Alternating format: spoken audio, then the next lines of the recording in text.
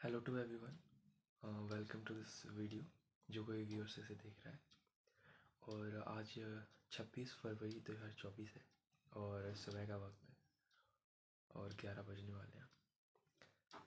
तो मैं कुछ दिनों से सोच रहा था कि मैं इस टॉपिक पर वीडियो बनाऊं, लेकिन मेरे को कंटेंट नहीं मिल रहा था। कि मुझे पता था कि जैसे मुझे कौन सी वीडियो बनानी है, कौन सी नहीं बनानी। मुझे एग्जैक्ट पता था कि मुझे इसे कैसे बताना है और क्या क्या बताना है, लेकिन मैं कहाँ से शुरू करूँ, कितना मैं से रोकूँ, कंटेंट को कितना रोक सकता हूँ, कितना लिमिटेड भी मैं बता सकता हूँ। क्योंकि इसमें एक लिमिटेशन होती है वीडियो में कि भाई तुम ज़्यादा वीडियो बड़ी बनाओगे तो मतलब इतना व्यूअरशिप नहीं आएगी। और मैं चाहता हूँ कि ज़्यादा से ज़्यादा लोगों तक पहुँचे। तो मैंने सोचा कि छोटी से छोटी वीडियो में मैं कैसे ज़्यादा से ज़्यादा चीज़ें डिलीवर कर सकता हूँ।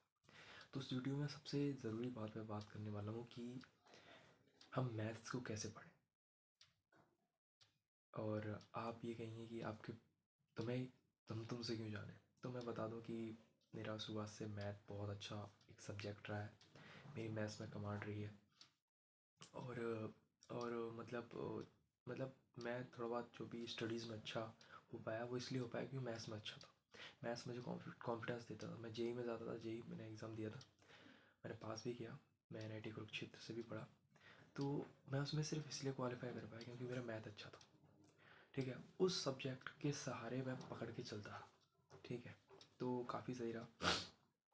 और मैंने जब मैंने एक एग्ज़ाम की प्रिपरेशन की थी जिसमें मेरा ऑप्शनल था, वो मेरा मैथ्स था। तो वहाँ भी मुझे उसने काफ़ी हेल्प की उस सब्जेक्ट में। तो मुझे लगता है कि मैं हो सकता है ये कंटेंट सबके लिए ना हो, लेकिन कुछ लोग हों जो हो सकता है कि इतने इतनी चीज़ें या इतनी सी भी गाइडेंस के लिए हो सकता है कि उनके लिए काफ़ी पॉजिटिव इम्पैक्ट डाल सके। ठीक है, वो मे भी हो सकता है कुछ लोगों को ये सब पता हो, लेकिन कुछ लोगों को नहीं पता हो और उनके लिए एक पॉजिटिव इम्पैक्ट डाल सके, इसलिए मैं इस वीडियो को बना रहा हूँ। ठीक है, तो हम शुरू करते हैं कि हमें मैथ्स को कैसे डील करना चाहिए, इसको कैसे इम्प्रूव करना चाहिए। तो मैं यही कहूँगा कि मैथ्स प्रैक्टिस का गेम है।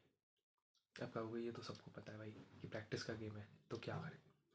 तो देखो यार, प्रैक्टिस के अलावा ना सबसे ज़रूरी ये है कि तो हमने जो मैथ्स के जो टॉपिक है ना, एक बहुत इंपॉर्टेंट टॉपिक होते हैं भाई। 11th 12th ले लो और हायर जो कंपटीशन की मैथ्स ले लो, उसमें ना छोटे छोटे टॉपिक यूज़ होते हैं। जैसे पाइथागोरस का यूज़ करना आना चाहिए, तुम्हें साइन के फॉर्मूले आना चाहिए, साइन की आइडेंटिटीज़ आनी चाहिए, ट्रिग्नोमेट्री की, वो हर जगह यूज़ होंगी।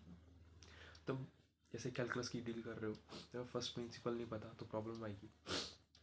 ठीक है, और एक ऐसा टॉपिक है जो हमेशा यूज़ होगा तुम्हारा, परमिटेशन कॉम्बिनेशन। भाई वो उस पर थोड़ी बहुत कमांड हासिल कर लो, कैसे सिलेक्शन करते हैं, सिलेक्शन के लिए सी लेते हैं। ठीक है, जब अरेंज करते हैं तो फैक्टोरियल लेते हैं। ठीक है, इन चीज़ों पर कमांड हासिल करो। प्रोबेबिलिटी है भाई, लो हैंगिंग फ्रूट्स हैं। जब छोटी क्लासेस होते हैं लो हैंगिंग फ्रूट्स हैं, आगे वो टफ होता जाता है अपने लेवल पे। लेकिन डाइस हो गया, ठीक है, कॉइन्स हो गए, कितनी बार फेंके गए, इन सब चीज़ों से डील कर लो। ठीक है, अब हम बात करते हैं वेक्टर की। भाई वेक्टर वेक्टर ऑफ मैट्रिक्स, तो ये तो ऐसे सब्जेक्ट है भाई, मतलब ऐसे चैप्टर है इस सब्जेक्ट में कि इन्हें तो प्रैक्टिस करो भाई। प्रैक्टिस का खेल है इसमें।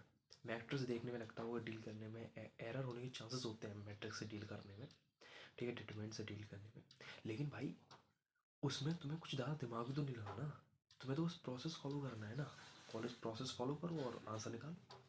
वेक्टर में भाई मैं वेक्टर में एक तुम बोलोगे अलग से वीडियो बनाऊंगा, अगर उस वीडियो को देख लोगे ना तुम्हें वेक्टर में कोई दिक्कत नहीं आएगी भाई। तुम बोलना भाई कि वीडियो बना, मैं बना दूंगा, वेक्टर में कोई दिक्कत नहीं आएगी। चलो उसका थोड़ा सा हिंट मैं भी दे देता हूँ। पूरे वेक्टर में कुछ नहीं है भाई, बस ये लाइन है, ये प्लेन है, ये एक लाइन है या फिर एक प्लेन है, या फिर ये एक लाइन है ये एक प्लेन है।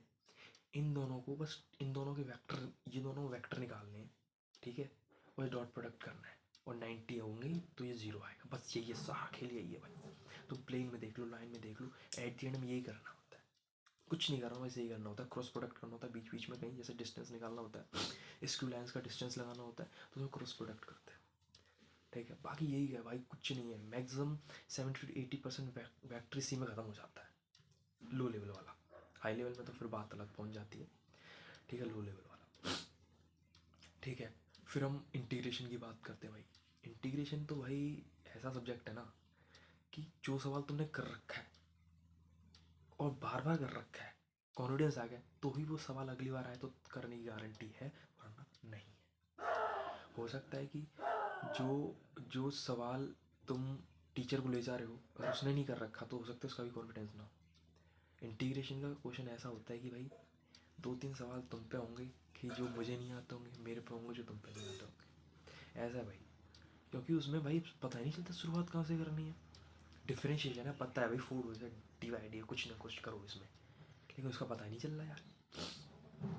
लेकिन उसे हम थोड़ा सा रिस्क मोड पे रख सकते हैं। उसके फॉर्मूले आप क्रैप कर रहे हैं, आप जो स्टैंडर्ड फॉर्मूले उन्हें फॉलो करो, ठीक है। स्टैंडर्ड जो पैटर्न होते हैं, स्टैंडर्ड जो एक एल्गोरिदम जो होती है उनकी सॉल्व करने की, कि लाइक तो ऊपर उसका dx बनाना है, नीचे उसका फॉर्मूला बनाना है, स्क्वायर में निकालना है, ठीक है। उसकी एक प्रॉपर मेथड है, उन्हें फॉलो कर लो। कुछ हार्डशिप आ जाते हैं जिसमें अलग ही उसमें कुछ अलग ही सब्सटीट्यूशन लेने होते हैं, उन्हें भूल जाओ। लेकिन जो हो सकता है, लेकिन जो फॉर्मूले की बेसिस पे 60-70% तो अगर तुम इंटीग्रेशन कर रहे हो ना, बहुत है भाई, इतना बहुत होता है। एरिया एरिया भाई इंटीग्रेशन की बेसिस पे एरिया निकालना है, कोई इशू नहीं है भाई। तुम्हें एलिमेंट निकालना है, लेना है, ठीक है, कुछ नहीं करना, कोई इशू नहीं है उसमें, ठीक है। इन्वर्स ट्रिग्नोमेट्री होगी भाई, इन्वर्स ट्रिग्नोमेट्री में इतना वो नहीं है खेला जितना होना चाहिए। उसमें ये होता है ना कि इतने से इतना एंगल है तो ये वाला इन्वर्स लगेगा, इतने से इतना है तो ये वाला इन्वर्स लगेगा। तो इसमें थोड़ा सा खेला है, लेकिन आप जो इंपॉर्टेंट है, साइन है, टेन है, हो गया। जो स्टैंडर्ड वाले उन्हें आप उससे कर लो, इतना कोई इशू नहीं है। जब एग्जामिनर को ज़्यादा फंसाना होता है ना तो वही होता है। फंक्शन हो गया भाई, फंक्शन में उसका इन्वर्स निकालना है, डोमेन निकालना है, कोडोमेन निकालना है, रेंज निकालनी है। मतलब फिर बात ये ना कि इसे प्रैक्टिस कैसे करें।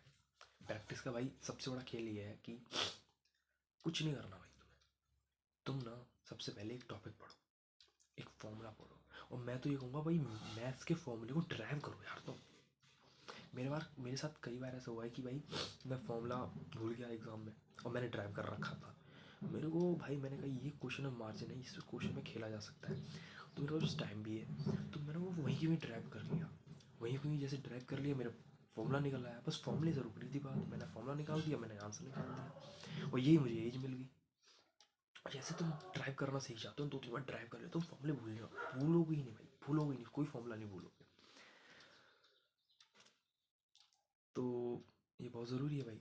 तुमने एक फॉर्मूला वो वाला इंटीग्रेशन सुने होंगे, इंटीग्रेशन ई की power x sine x D x, मैंने कई बार ड्राइव कर रखा है, कॉज एक्स वाला ड्राइव कर रखा है, तो इससे तुम भूलोगे नहीं, ठीक है। प्रैक्टिस का बहुत बड़ा खेल है, इसलिए मैथ्स में ना बड़े क्वेश्चनों से शुरुआत मत करो भाई। तुम्हें ना बड़े क्वेश्चनों से शुरुआत नहीं करनी, ईजी से करो, ईजी जितना हो सके ईजी।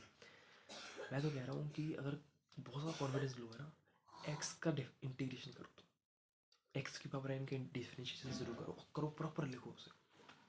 कम क्वेश्चन करो लेकिन अब ईमानदारी से करो, ईमानदारी से करो, गलत हो जाए कोई दिक्कत नहीं, देखो कहाँ गलती हो रही है। कम क्वेश्चन करो, ईमानदारी से करो, फॉर्मूलेस पे कमांड रखो, बेसिक्स क्लियर रखो, पुराना बेसिक्स भी, ठीक है। और मैं बताऊँ शुरुआत में बोरियत होगी, इस बोरियत से हटने के लिए मैं तुम्हें एक तरीका बताता हूँ। जब भी तुम्हें किसी भी टॉपिक में, किसी भी सब्जेक्ट में कहीं भी बोरियत हो ना, तुम ना उसकी हिस्ट्री पढ़ लो भाई, कसम से। हिस्ट्री जो इंटरेस्ट डेवलप करती है ना, मैं बता नहीं सकता। आज तक एजुकेशन में प्रॉब्लम ये है कि हमें कोई भी टॉपिक ऐसे शुरू कर देते हैं भाई, अब हमारे पास क्यूरियोसिटी कैसे है उस टॉपिक के लिए, इंटरेस्ट कैसे डेवलप्ड हो, तो उसके लिए ना हमें ना क्यूरियोसिटी जगाने के लिए हमें कुछ चीज़ें चाहिए। हमें वाई पता हो, हाउ पता हो, ये क्यों हो रहा है, या फिर हम कोई प्रॉब्लम सॉल्व कर रहे हो, या फिर हिस्ट्री पता हो, कुछ कॉन्टेक्स्ट पता हो, तो भाई हम इंटरेस्ट डेवलप्ड हो। ऐसे मुँह उठा के हम टॉपिक कैसे पढ़े बताओ। तो मैं कह रहा हूँ हिस्ट्री पढ़ो, मैट्रिक्स में इंटरेस्ट नहीं बनना, हिस्ट्री पढ़ लो जाके भाई उसकी। जय पैन ने क्या कॉन्ट्रीब्यूशन दिया, चाइना में क्या कॉन्ट्रीब्यूशन दिया, हिस्ट्री कैसे इवॉल्व हुई है। इंटरनेट का ज़माना आपके पास 1 क्लिक पे है, आप पढ़ सकते हो। वेक्टर की हिस्ट्री पढ़ लो भाई, वेक्टर की हिस्ट्री बहुत खूबसूरत है। पहले वेक्टर कैसे इवॉल्व हुआ, इस फॉर्म में कैसे आया। डिफरेंशिएशन की वही हिस्ट्री पढ़ लो, डिफरेंशिएशन की हिस्ट्री पढ़, जैसे तुम पढ़ोगे कैलकुलस की, तो पता लगेगा कि न्यूटन ने जब वो 1600 के लगभग जो लॉकडाउन लगा था उसमें ये ड्राइव किया था। और तुम्हें इतनी खूबसूरत लगी मैथ्स की बात कि भाई मैं यहाँ पे बैठा हूँ, एक बंदा यहाँ पे बैठा है, वो कैलकुलस पे काम कर रहा है, दूसरा बंदा दूसरी जगह किसी और टॉपिक सेम कैलकुलस पे काम कर रहा है, सेम टॉपिक पे काम कर रहा है, दोनों ड्रैग होके सेम रिजल्ट पे पहुँचे हैं और